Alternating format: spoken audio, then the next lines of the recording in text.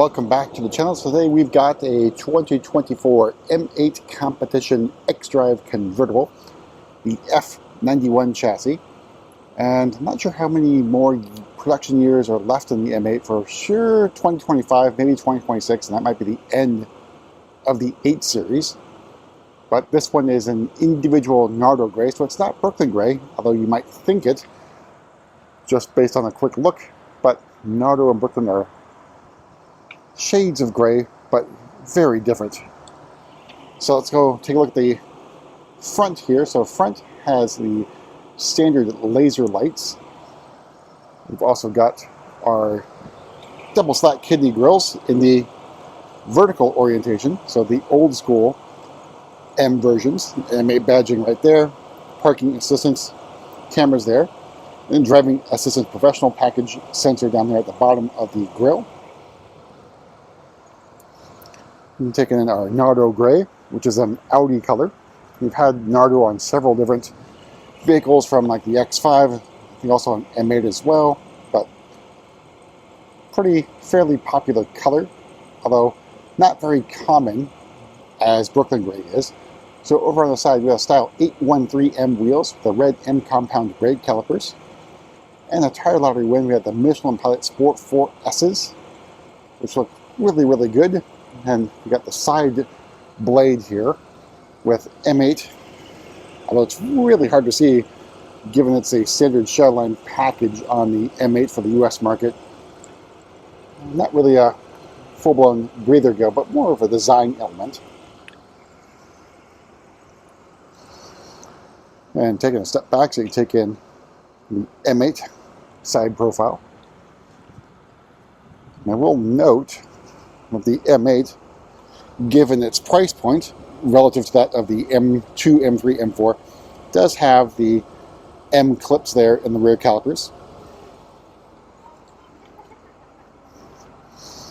Alright, there's that 3/4 view. So out back, we've got a gurney flap here in high gloss black, M8 Competition badging in high gloss black, and of course our quad exhaust, and our faux diffuser.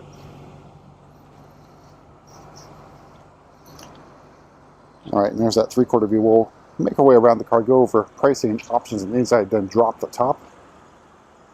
And take another walk around the last legs of the 8 series, unfortunately.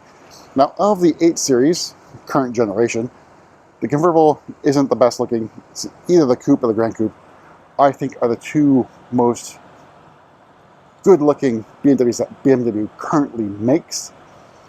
But let's make our way inside. So opening up, we have the secure orange and black merino leather. So the door card, very nice attention to detail in terms of the quilting. And then usual, we do have the Bowers Milk and sound system. Maybe suck that past the GM. And then we got our M8 seats here. And these got the neck warmers. You can see the sort of robot looking head restraint. But seats are very comfortable, well bolstered. You can also get bucket seats on the M8 if you so choose so. I'll note that you can also get bucket seats on the M8 in either convertible, coupe, or Grand Coupe guise. And then not a powered crumb catcher, so you have to manually operate your very expensive M8 seats. And then M8 Competition badging here. No expense spared, obviously, and then carbon core badging as well. Alright, so on the inside, we have our standard M steering wheel with heated steering wheel, M1, M2 buttons in red, and of course our stitching. But sadly, if you opt for the carbon fiber trim, which by default this car does have, you don't get it on the steering wheel, and you don't get the shift paddles in carbon fiber either, which would sort of really make the car, at least in my opinion. In front of me, we got the somewhat ancient, by BMW standards, iDrive 7 Live Cockpit Professional in M Mode Sport. Then we've got our heads-up display. And the rest of the iDrive screen here, much bigger than pre-LCI. The only difference between the pre-LCI and the LCI versions of the M8 or 8 series. But iDrive 7 looks pretty nice. but not as nice as, at least in my opinion, iDrive 8 or 8.5. Then you've got buttons here for climate control and all the other stuff, M8 Competition badging, center console area. Then cover here for the cup holders, and wireless charging tray, carbon fiber trim, standard M gear selector with the embossed M emblem, as well as the stitching, but otherwise a really nice looking cabin, although a little bit dated by BMW standards. Now, iDrive 7 is only on the Z4, current gen X3, X4, which goes way for model year 25, as well as the 2 Series Grand Coupe, I think it is. So starting price of the 2024 M8 Competition Convertible is $148,800. Nardo Grey is another $5,500. The Secure Orange full leather is $3,500. Driving assistance package for $100. Driving assistance pro for another $1,700. All these other things are included. You got the neck warmer there for $500. Then $3,400 for the Bowers Wilkins sound system.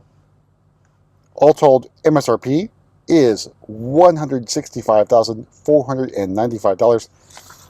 So this sort of begs the question, would you rather have this or an XM in the same sort of price bracket? Let's go ahead and drop the top here button. We'll point out neck warmers are right here on either side of the convertible controls. So drop on the top here. Whole process is really quick.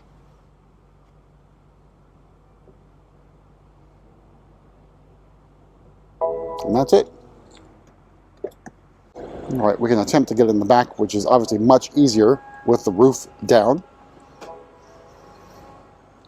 Or top down, if you will.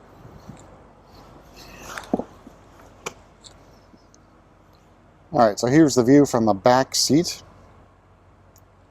And then, of course, knee room and leg room, essentially non-existent. You could probably get by here in a pinch, especially with the top down, but top down, no issues with the head space. But with the top up, it's problematic. And of course, with the convertible, you're also sort of squeezed in the back here on your shoulders. All right, make our way to the back here. Should be able to use our kick to open feature. Because you pay for M8 money, you get that kick to open. So you got a wind deflector down here in the back here. But space is obviously pretty limited with the top down. But you should know what you're getting into when you're getting a convertible. We'll use our kick to close again. Make our way to the front. And take in the elegance of the convertible here. I mean, shape is okay, but definitely the coupe, for my money, looks a lot better. All right, we're going to pop the hood here. So, underneath the hood is the S63 4.4-liter V8 twin-turbo engine. It's the last of the 63 versions of this very powerful engine. So, 617 horsepower, 553 torques. No mild hybrid setup, which is what the S68 is all about. And of course, there is no sticker for the individual color. So that disappeared from model year 24. But that's it for a tour around the M8 Competition Convertible. We'll see you at the next video.